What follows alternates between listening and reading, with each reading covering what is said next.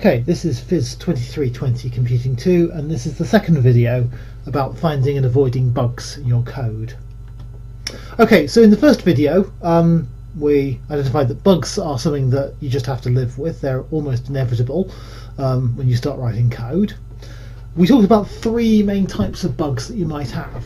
So things that are syntax errors, which are basically where the code breaks the grammar rules of the language, so you've got wrong punctuation or punctuation that doesn't match where it should match, or wrong numbers of spaces at the starts of lines, things like that.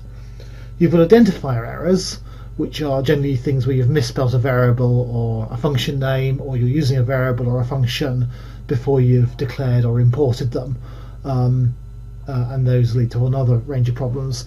And then the final category is logic errors, and those are things where your code runs but it just doesn't give you the results you were expecting.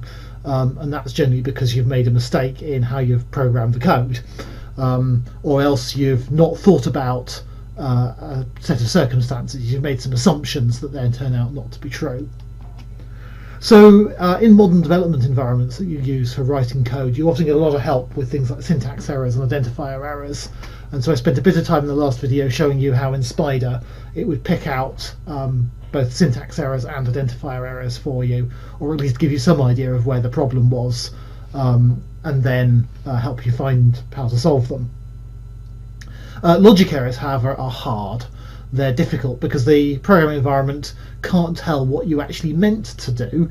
It can only tell you whether or not the thing you've written actually does anything at all. So the idea in this video is to start looking at ways you can avoid introducing logic errors into your code. Okay, so what we're going to do is we're going to take an example of some bad code, and the questions you want to ask about this is: what does this code do? How does it do it? And what happens if the inputs aren't as you expected? Okay, so let's go take a look at this code then. So here it is in all its glory. So you might want to pause the video now and study this and try and work out what this code is supposed to be doing. Okay, well, it's not really very clear. There's a whole bunch of things that are wrong about this. We're going to start by pointing out one completely obvious and very, very evil bit of coding at the start, and that's this very first line. From math, import sqrt as cos. This is the sort of thing you really don't want to find in your code. So we're importing the square root function from the math module, but then we've renamed it to call it cos, which of course is evil because cos is another function you might expect to be importing from math, and you might expect it to do something that's not the same as a square root. So we're going to start off just by getting rid of that. And what we see when we get rid of that, immediately it throws up some errors. So it's telling us we've imported sqrt but not used it, and here it's telling us we're trying to use something called cos, and that's because that was what that sqrt had been called. I should say that the code does run. I mean, if we'd actually run this code, it does actually work and do something. So there's no intrinsic syntax errors or identifier errors it has started. It's just not very well written. And then we've got something similar here: from string import split as s. Okay, avoid the temptation to go and make functions nice and short names like f and s and g and things like that, because it's as clear as mud what that function is supposed to do. So let's go and get rid of that, and then it shows up here. That's where we've used it, and so we can correct that. So you can see we're in fact starting to do the first stage of figuring out how to debug code, and what that is to use sensible names. So variables and functions in Python can have as long a name as you want.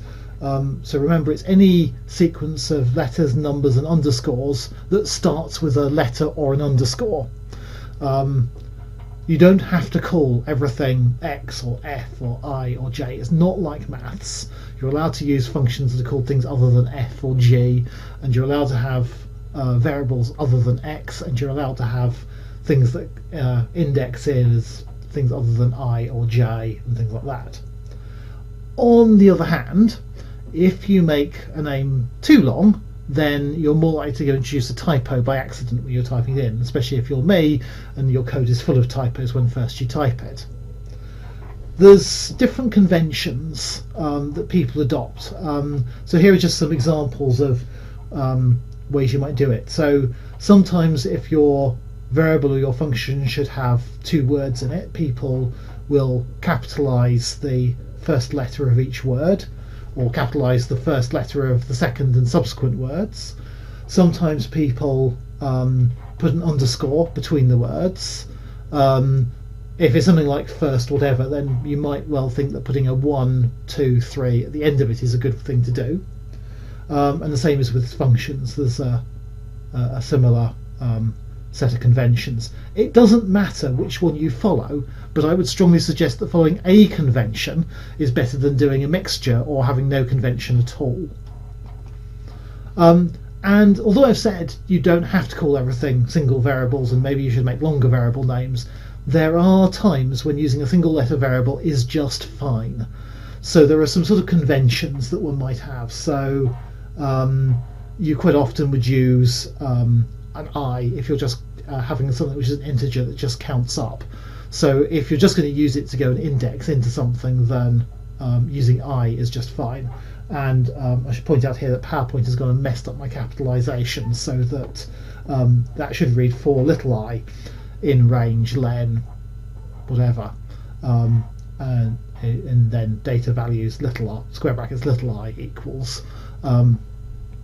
So it's okay to use single letter variables, but generally speaking they're used for something which is a fairly obvious task, and we tend to use things like I, j and k if we're indexing something in a loop, and x and y you use if that's actually representing something that you might think of as a maths as being x and y variables.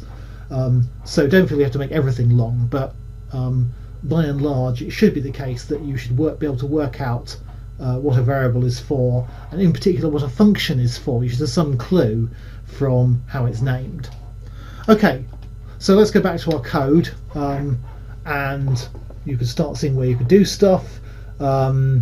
So it's a bit difficult to work out how to rename these without actually understanding what the program is supposed to do, but here's a version that I prepared earlier that might now start giving more of a clue immediately as to what exactly is going on here. So for example, if we just compare these two versions of code, in the first version we had this function doit22, presumably because doit 1 to 21 didn't work very well. And it's been renamed as find roots, and it takes a, b and c. And you might then think, hang on a second here, roots a, b and c, or maybe this is a quadratic equation. And then you look a bit further and you go, okay, I'm calculating b squared minus 4ac. Oh yes, that looks like it's going to be part of the quadratic equation, square root of the kernel, yeah, okay, square root of b squared minus 4ac. And it's fairly clear straight away that this is doing something to go and calculate the roots of a quadratic function.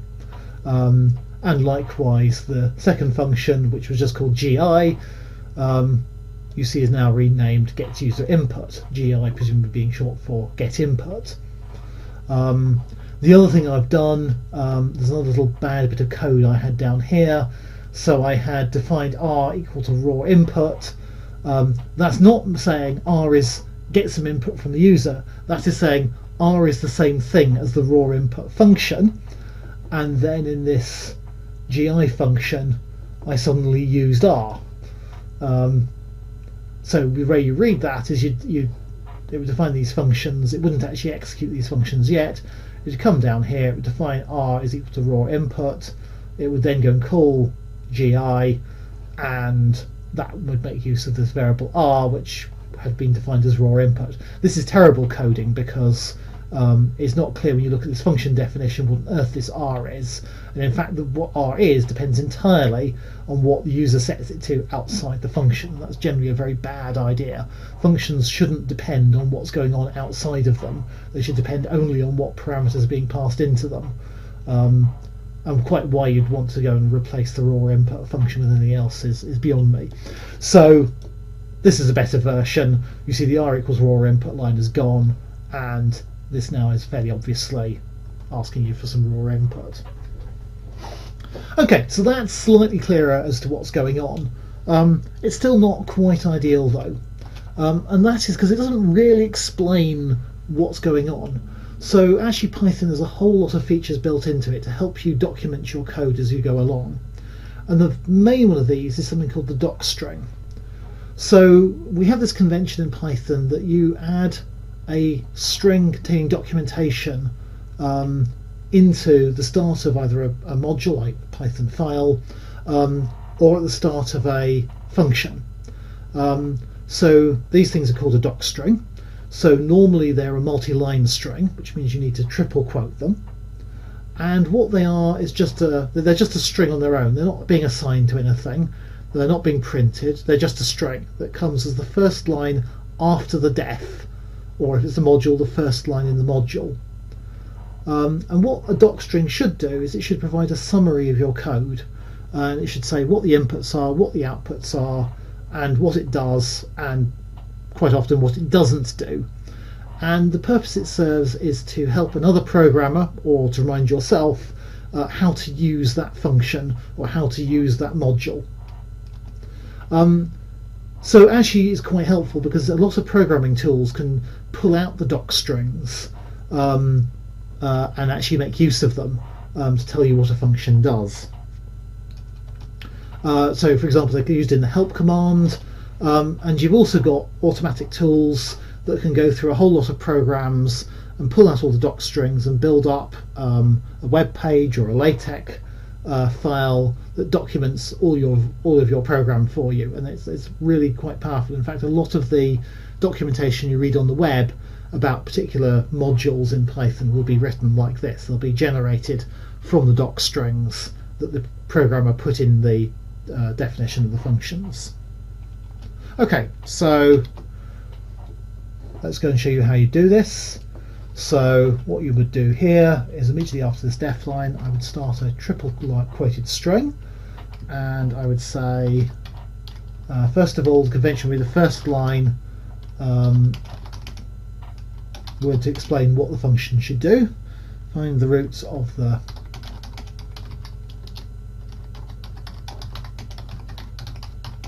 quadratic function ax squared plus bx plus c equals 0. And then you'd probably go and have a little list of the inputs. So it might say arguments, and then you could have a, and then you could say what type of data that's expecting. So that's the quadratic term.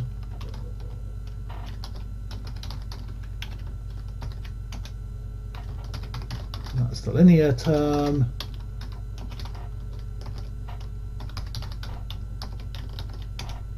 And that's the constant term. And then you should probably say what it returns.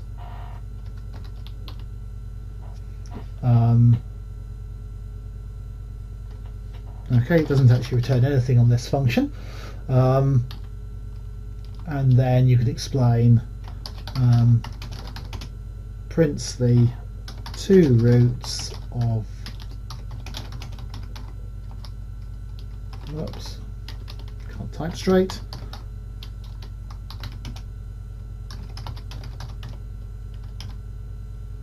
and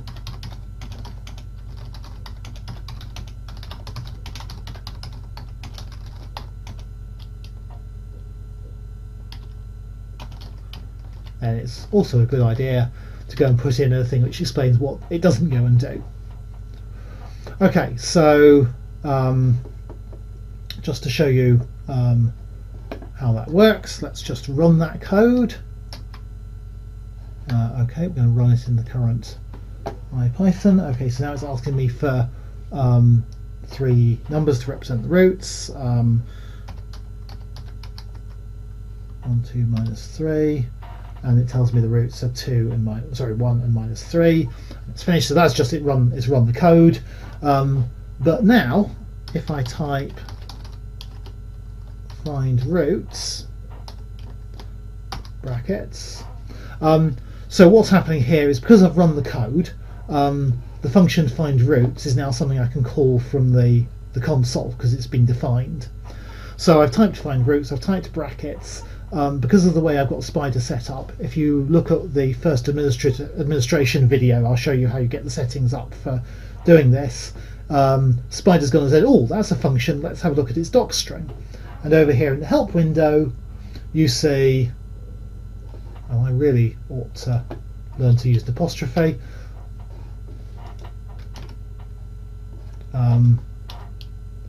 It goes and prints out that docstring I've created. I'll do that again. 1, 2, -3. Oops. You have to watch where your cursor is when you're using Spider, otherwise you can end up typing things where you weren't expecting to. 1, 2, -3. Okay. Find root brackets. Okay, that's corrected my apostrophe. Okay, so therefore it's going to show us what that docstring was, and you see the way I formatted this, it's come out reasonably cleanly. It doesn't really matter what convention you use to go and show how this works. What Spider's doing is it's using a text format called restructured text. You can have a look online and see what it says about that. You can play around a bit with the formatting and see if it goes and what gives you nicer looking strings in 1, 2, -3. Tab completion is quite handy in Spider as well. Okay, there we go. By putting the dashes in front, I managed to get it to produce that as a nice little list of the parameters, and you see, I've said what it is and so on. Okay, so you can go and do that for all the functions, and again, here's one I did earlier. And again, it doesn't really matter, as I say, exactly the formatting you use, so long as it's clear what you're trying to do. And you can see when you read the thing and it pops up in the help what's going on. So this is really, really useful and really, really important. Basically, anytime you write a function, you should put a docstring on it. It's as simple as that. It will make your life a lot easier. Okay, so just to summarize then, a good docstring is to help you or help another programmer use your functions. So a good documentation string or a good docstring should give you a one-line summary of the purpose of the function. It should give you a list of the parameters, which should tell you what's the name of the parameter, what does it mean, and what data type should it be. And you should say what the function returns, and also what the type of the function, what type of data it returns. So not only what does the return value mean, what it is it has your function calculated, but also what type of data is it. Is it a floating point number, or is it an integer, or is it a string, or whatever. And then you should explain if there are any limitations or things to remember when you use the function, and indicate also if you know your function is going to raise some errors, and we'll talk a bit more later about raising errors, what those are that your function might return, because again that tells you then what you need to guard against if you're using the function. So the other part of documenting your code is to add comments. So in Python, a comment is started by a hash character, and it can go either at the start of a line or anywhere in the line, and it means that everything else on that line becomes a comment. The purpose of comments are to go and remind yourself or remind another programmer who is looking at the actual code of your functions what you were trying to do or how it was supposed to work. So unlike docstrings, which are to tell you how to use a function, comments are how you explain how a function actually works, or if there's something not obvious about what you're doing in your code. So you can go overboard with comments. I've got an example here of x equals a plus b, and then a comment that says make x the sum of a and b. Well, I can figure that much out by reading the code, but it's more if there's something slightly tricky or slightly unusual in what you're trying to do, or if you've got a little block of lines that are all going to do something. I particularly like putting comments in around if statements, and especially around else statements, just to remind myself what it was I was expecting to have happened at that else. So if we go back to the better stringed version here, you'll see down here I've put some comments in. So I've got a comment in here. So this is in the function that's used to get the inputs. And so I ask for some inputs, I split them up by the commas, and I say if the number of coefficients I've got is not equal to 3, then print an error message and go back round and ask for them again. Else, and now I'm reminding myself, that means, here I have got my 3 indicators, so I've got a comment to tell that. It goes and does a bunch of stuff, and then I eventually get down to this break, and I've decided I better go and say why I'm breaking out of the loop, and I've said coefficients have passed the tests we've set for them. The coefficients we've actually set for them is that they're all integers, or they can all be converted to integers, and that the first coefficient, the quadratic term, is not equal to 0.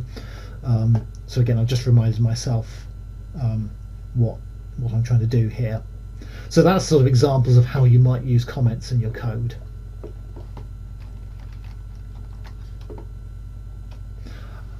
Okay, so now if you want to think about writing more robust code, so one of the really common ways that functions go wrong is you get bad data, and it might not immediately cause an error, but something will happen somewhere later in your program, maybe not on the first point that bad data is entered, and maybe not even in the function where the bad data came from, but at some point your programs go wrong. So this means it's a good idea to check that the parameters you're passing into a function and any intermediate results you produce are what you expect. So by that I mean, do they have the correct sign, or do they have the correct length? Are the correct order of magnitude? So remember, this is physics problems we're trying to solve in programming, so often you can know that what order of magnitude some result ought to have. So if you have some code that calculates, I don't know, a lattice parameter in a crystal, you know that's going to be probably somewhere between 10 to the minus 10 and 10 to the minus 8. It's not going to be 10 to the minus 12, and it's not going to be 10 to the minus 3. So you can put some checks in to say, is it in this sensible range of numbers? And then to cause some sort of meaningful error if something's wrong. And by meaningful error, I mean you throw an error message where you first detect the bad value, and you try as far as possible to have an error message that says this value is bad because. So in my example I was just giving, you might say, for example, that the lattice parameter is the wrong order of magnitude, so that then when the user throws that error up, they've got some idea as to what's going on. Sometimes you know that an error is prone to, an operation is prone to errors. So the classic one is user input. Users are very, very bad at giving you the data in the way you want them. Other things are things like reading files or trying to read something off a network. If you're trying to go and read a web page, what happens to the web server at the other end is down and doesn't return the web page, or the URL's changed. So in these sorts of situations where you know that there might be an error and you probably have some way of dealing with it, then you can use the try except keywords to go and detect problems. So you'll want to go have a look at the syntax videos if you can't remember what try and except do, and I'll have a video there that talks about try and except. Again, you can use that to try and detect problems and correct for them, or at least give a clear error message as to what's going on. Again, more things about writing good, well-structured code, robust code. Well-structured code always helps avoid bugs. So trying to design your functions so they're just doing one logical little subtask that you can say, okay, I know exactly what this is going to take in, I know exactly what this is going to give out, and I can test it on its own, and I can also check as it goes out of the function it's done the right thing, and I can check when it comes in that it's got the right parameters. And that's where your docstring is good, because your docstring is the bit where you remind yourself exactly what this function is expecting and exactly what it's producing and exactly what it won't go and deal with. You should try and test each function separately as you write it. So again, professional programmers go through lots of efforts to have whole test engines that will test each function in their code separately, and will try throwing it with good data and bad data and see what happens. So when you're testing a function, run it with data where you know what the answer is, run it with data where you know that it's definitely not good data. What happens if your function gets bad data? And again, work things out on paper first. So use flow diagrams, write things in pseudocode, whatever works for you. And as I've been saying, use the doc strings and the comments to remind yourself what each function does and doesn't do. Okay, so whoops, just before we finish, I want to show you the final version of the same code. So this has now put in some more things to go and test what's going on. So the first thing I want to draw your attention to is this assert statement here.